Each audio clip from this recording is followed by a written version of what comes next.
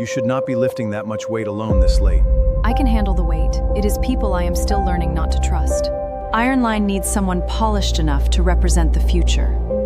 Then maybe the future has forgotten who keeps this place standing.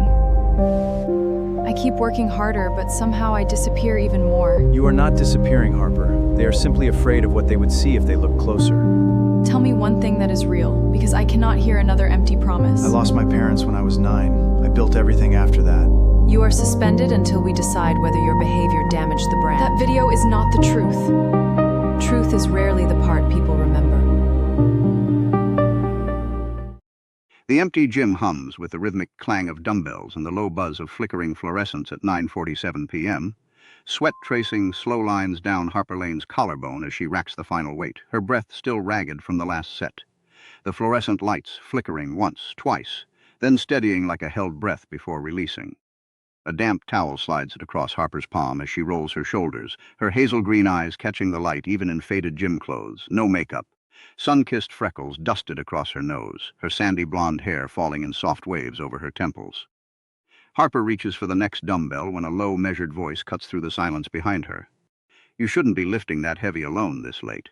Spoken by a man in a gray maintenance uniform, tool belt slung low on his hip, grease smudged along one forearm, his gaze steady. Not hungry, not pitying, but calculating, as if solving a puzzle only he can see. Harper spins around, dumbbell still gripped in her hand, her athletic frame coiled with controlled power, her expression unreadable, her voice breathless but firm.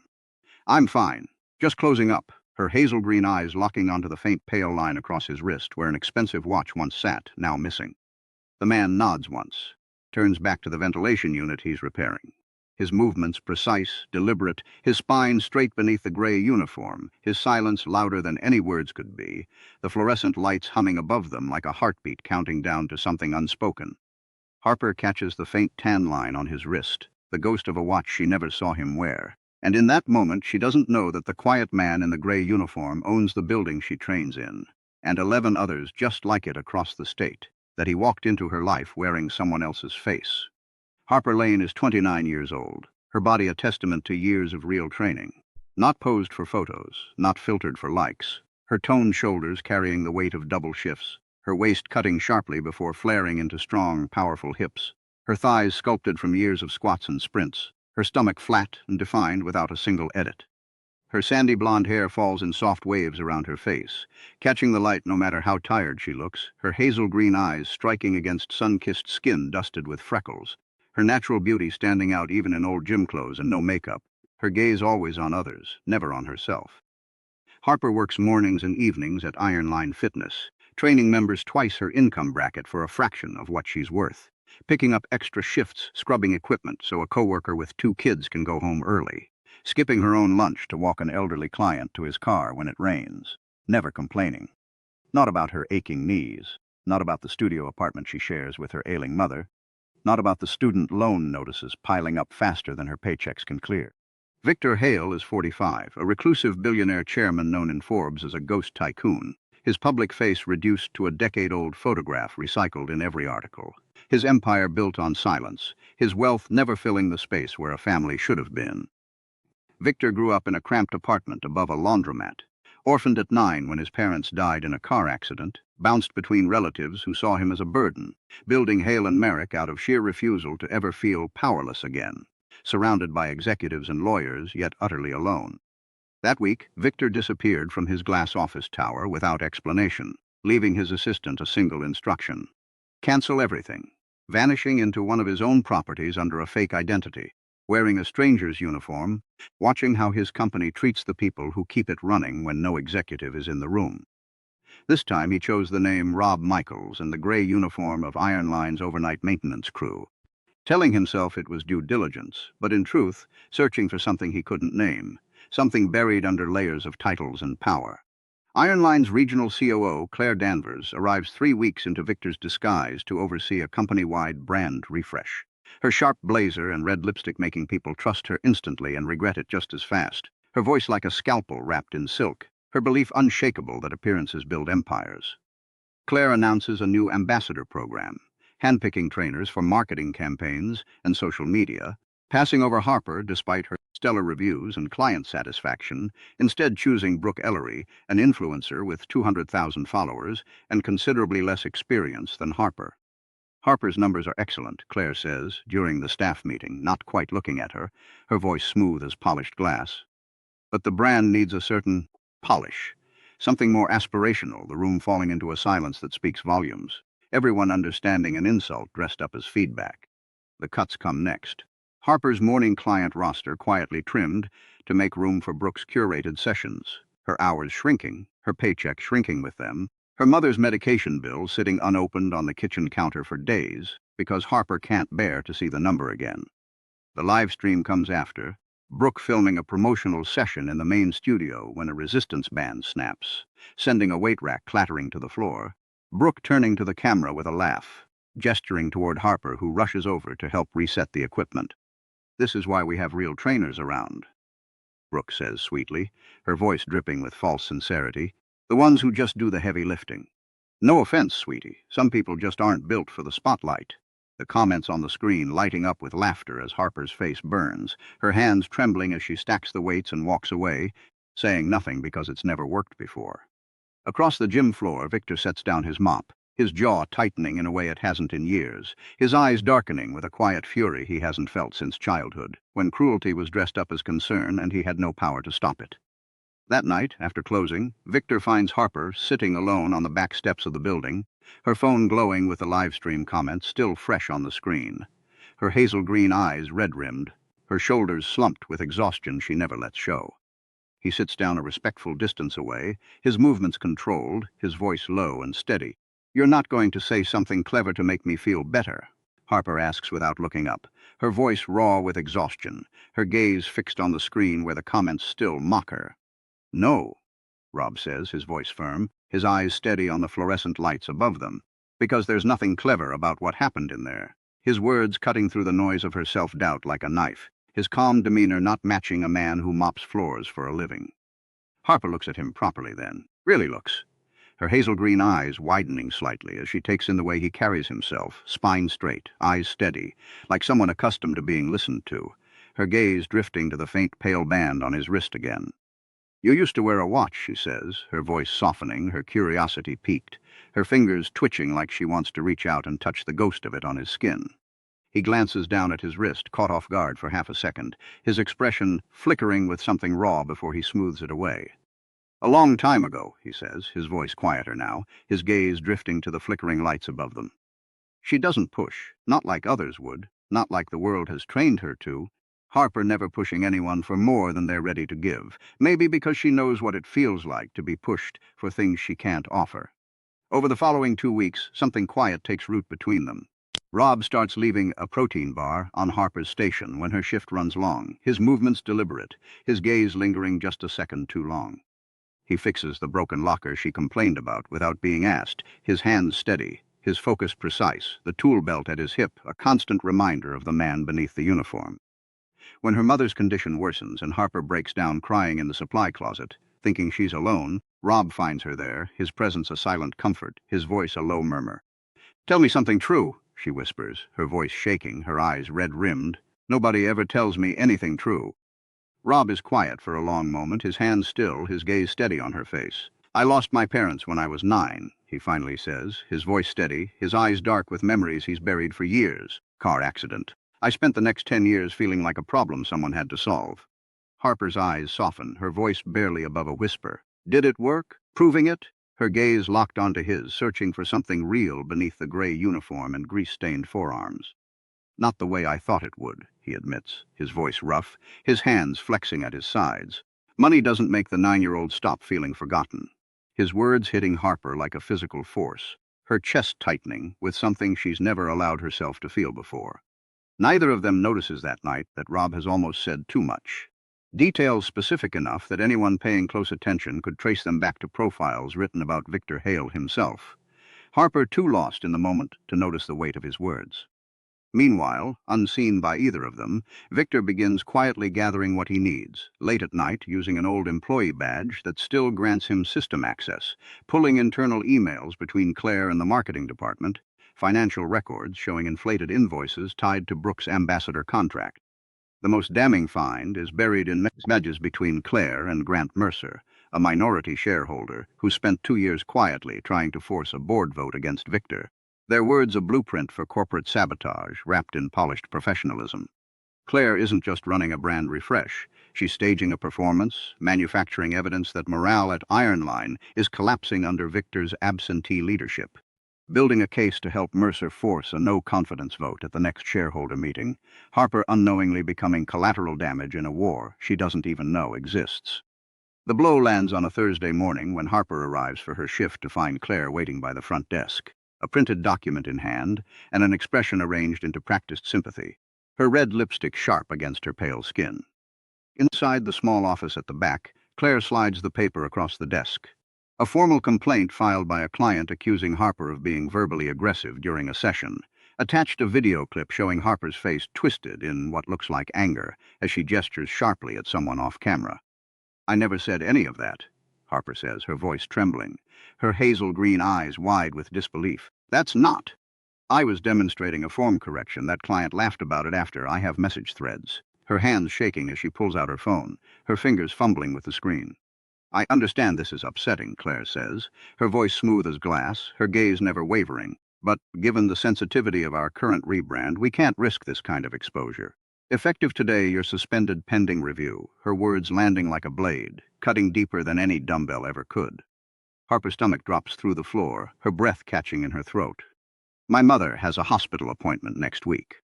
I need this job," her voice breaking despite her best efforts to keep it steady, her hands trembling too hard to hold the door for herself as she walks out. She doesn't cry until she's in her car, her forehead pressed to the steering wheel, the weight of every unfair year crashing down at once. The student loan notices piling up like an avalanche, her mother's medication bill a silent accusation on the passenger seat. She texts Rob only once. "I'm leaving town for a while. Thank you for being kind to me when nobody else was," her fingers hovering over the send button, her heart pounding in her chest like it might burst. Then she turns off her phone, the screen going dark, the world outside her car window blurring through unshed tears, the city lights stretching out like a promise she's not sure she can keep. Victor reads the message on a burner device he keeps for exactly this disguise, his chest cracking open in a way boardroom betrayals never could, his fingers tightening around the phone until his knuckles turn white. He understands in that moment exactly what Claire has built and exactly what it will cost to dismantle it, his mind racing through every piece of evidence he's gathered, his heart pounding in sync with the ticking clock of the board meeting looming ahead. He knows that if he reveals himself too soon, without proof, Claire and Mercer will spin his intervention as the erratic behavior of an unstable chairman playing favorites with an employee. Exactly the narrative they need for the vote, their words polished, their smiles sharp, their betrayal a knife wrapped in silk. He needs to move carefully, his steps measured, his mind a battlefield of strategy and raw emotion, but he also knows he needs to move fast. Harper's future, his company's future, hanging in the balance like a dumbbell over a cliff edge. The board meeting is moved up to the following Monday, called under emergency provisions by Grant Mercer himself, citing leadership instability and reputational risk following recent incidents at Ironline Fitness. Claire sitting beside him, calm and polished, a folder of curated evidence in front of her. The evidence is doctored performance reviews, the edited video of Harper, screenshots of internal complaints that had mysteriously multiplied in the past month, each piece a carefully placed tile in the mosaic of Claire's betrayal. What neither of them knows is that Victor has spent the weekend pulling every thread together, thread by thread, exactly as he built his company decades earlier, the pale mark on his wrist not just from a missing watch, but a habit from years of removing it before every undercover visit. The community fund transfer he quietly authorized to help cover Harper's mother's hospital bill is traced directly back to an account only the chairman could access. The audit records a silent witness to his quiet intervention. Buried in the metadata of the aggressive client complaint video is a timestamp proving it was recorded and edited using internal marketing software. Software only Claire's department had access to. The digital watermark, a fingerprint no edit could erase. The video hadn't come from an angry client. It was fabricated frame by Claire's own team, using unused footage from a training demonstration, cut and captioned to look like something it never was. Harper's destruction the final piece in Mercer's plan to paint Victor's company as chaotic and poorly managed. Victor had seen it coming almost from the moment he heard Claire's tone in that first staff meeting. the same tone he remembered from every person in his childhood, who dressed cruelty up as concern, his jaw tightening with every email he read, every lie he uncovered. He hadn't expected them to use Harper as the blade, hadn't expected the cruelty to be so precise, so personal, but he also knew that Harper wasn't just a convenient target. She had been chosen deliberately, her destruction the spark needed to ignite Mercer's coup. The boardroom falls into stunned silence when the side door opens and a man in a gray maintenance uniform walks in, badge dangling from a lanyard that reads, Rob Michaels, temporary staff, the fluorescent lights buzzing overhead like a held breath before release. You need to leave, one director says, his voice sharp with authority. This is a closed session. His gaze flicking over the man in the uniform with barely concealed disdain, his polished leather shoes tapping impatiently on the dark wood floor. The man reaches up, unclips the badge, and sets it gently on the table, his movements deliberate, his expression calm, the gray uniform a stark contrast to the luxury surrounding him, the lanyard's letters glinting under the chandelier's light. My name is Victor Hale, he says, his voice level, cutting through the silence like a blade through silk, the room going rigid, Claire's face losing its color in real time, her polished mask cracking for the first time. I've been on site for the past month, he continues, connecting a laptop to the main screen, his fingers steady, his gaze never wavering from the faces in front of him. Observing exactly the kind of leadership this company has been operating under while I wasn't watching closely enough. The first slide appears, the metadata trail of the fabricated video, timestamps, software logs, the editing software's internal watermark, all pointing directly to an account registered under Claire Danvers' department credentials, the digital evidence undeniable, inescapable. The second slide shows months of email correspondence between Claire and Grant Mercer, their strategy laid bare in black and white, the words a blueprint for corporate sabotage, the dates and times matching the timeline of Harper's suffering. The third slide shows the real, unedited footage of the training session, Harper calmly correcting a client's squat form, nothing aggressive about it at all, the timestamp proving the video had been twisted into a weapon, the truth now undeniable, the boardroom holding its breath. Mrs. Danvers didn't just mismanage a rebrand, Victor says, his voice cutting through the silence. She manufactured evidence to destroy an employee's reputation and used it as ammunition in a hostile campaign against this company's leadership. Mr. Mercer was a willing participant, his words landing like a gavel, the room erupting into chaos. Grant Mercer stands so fast his chair nearly topples, his face red with fury. This is outrageous, you can't just. His voice cutting off as Victor raises a hand, his gesture calm, his authority absolute, the room falling silent once more. I can, Victor says simply. I own 61% of this company. I always have, his words a statement of fact, his gaze never wavering from Mercer's face, the boardroom freezing in the wake of his quiet declaration. Security is called, Claire is escorted out. Her composure finally, publicly shattering, her polished mask reduced to shattered fragments at her feet, her heels clicking sharply against the dark wood floor as she's led away. Mercer's shares are frozen pending an internal investigation for corporate sabotage, his face a mask of shock and rage, his polished exterior cracked wide open, the room watching as the empire he tried to steal crumbles around him. The board, stunned into silence moments earlier, now sits watching a man they had underestimated for years dismantle a conspiracy with the same calm precision he'd built his empire, his voice steady, his posture unshaken, the weight of his words hanging heavy in the air. But Victor isn't finished. He drives to the small apartment Harper shares with her mother, the address pulled from personnel files he has every right, finally to access as himself, the city lights blurring past his window like a dream he's waking from. She opens the door in sweatpants, her hair pulled back loosely, her hazel green eyes red from days of crying, her face pale with exhaustion, and she freezes the moment she sees him, not in the gray uniform this time, but in a simple dark sweater, no tie, no armor, just a man stripped of titles.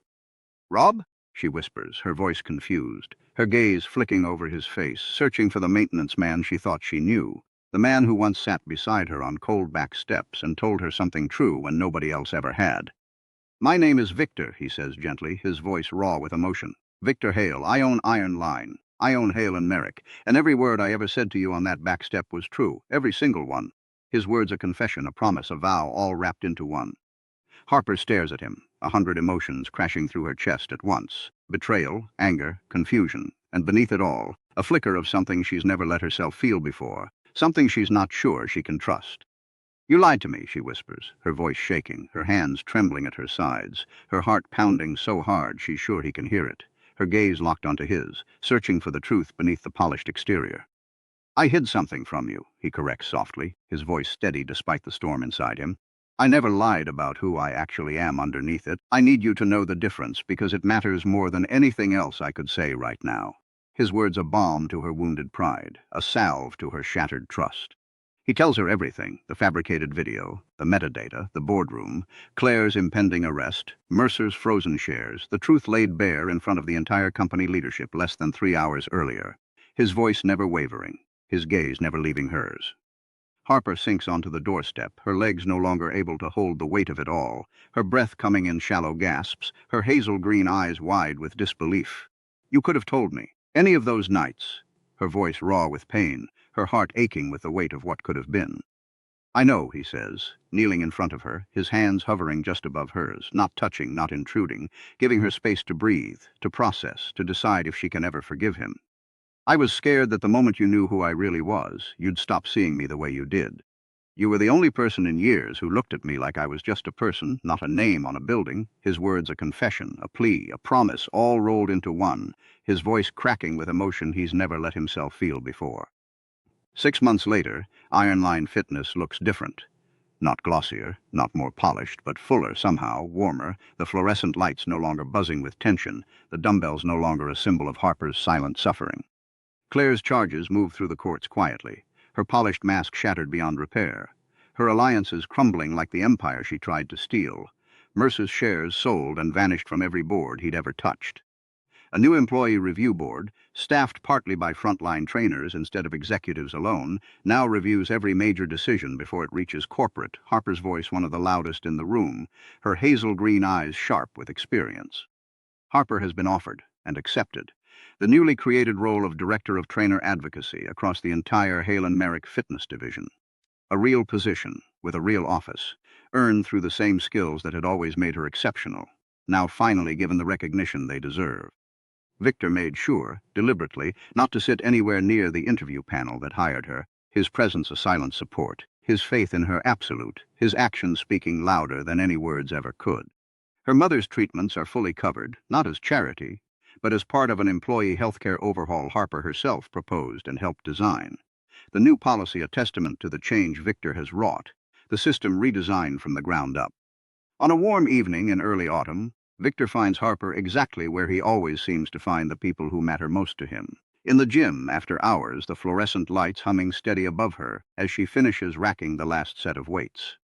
He leans in the doorway of the maintenance closet, no uniform this time, just a plain gray sweater, watch back on his wrist where it belongs, his gaze soft on her profile as she moves with effortless strength, her sandy blonde hair catching the light. "You know," he says, his voice low, his words measured, "I still remember exactly what you said the first night I talked to you." His gaze locked onto her, his heart pounding in his chest like it might burst. Harper turns, towel over one shoulder, sandy waves falling loose around her face, hazel eyes catching the light the way they always do no matter how tired she is. "What did I say?" she asks, her voice soft, her curiosity piqued, her gaze searching his face for the man beneath the title. "I'm fine. Just closing up," he quotes, his voice faint but real. "You've never once said you weren't fine, even when everyone around you was actively trying to break you." His words a testament to her strength, her resilience, the quiet courage she carries like a second skin. "Maybe I'm done doing that," she says softly, stepping toward him, her athletic frame radiating a quiet confidence she's never let herself feel before. "Being fine when I'm not," her hazel green eyes locking onto his, her voice steady with resolve. "Good," Victor says, his voice firm, his gaze never wavering, "because I'd like to actually know how you're doing. Every day, if you'll let me," his words a promise, a vow, a commitment that stretches far beyond the confines of the gym. She studies him for a long moment. Not the chairman, not the ghost tycoon the world speculates about. Just the man who once sat beside her on a cold back step and told her something true when nobody else ever had. Her gaze tracing the lines of his face, the shadows beneath his eyes, the quiet strength in his posture. "Just don't disappear on me again," she says, her voice soft but firm, her heart pounding in her chest like it might burst, her gaze locked onto his, searching for the truth beneath the polished exterior. "Never again," he promises, and means it with the same quiet certainty he once used to build an empire from nothing, his voice raw with emotion, his hands flexing at his sides like he wants to reach out and touch her but knows better than to intrude. Outside, the city lights blink on one by one as the evening settles over Boston, the golden hour painting the skyline in hues of orange and purple, the world outside the gym a promise of possibilities neither of them had to face alone anymore. Two people who spent most of their lives feeling invisible in different ways finally walk out of the gym together, side by side, their shoulders brushing, their footsteps in sync. The future stretching out before them like an open road, their hearts lighter than they've been in years.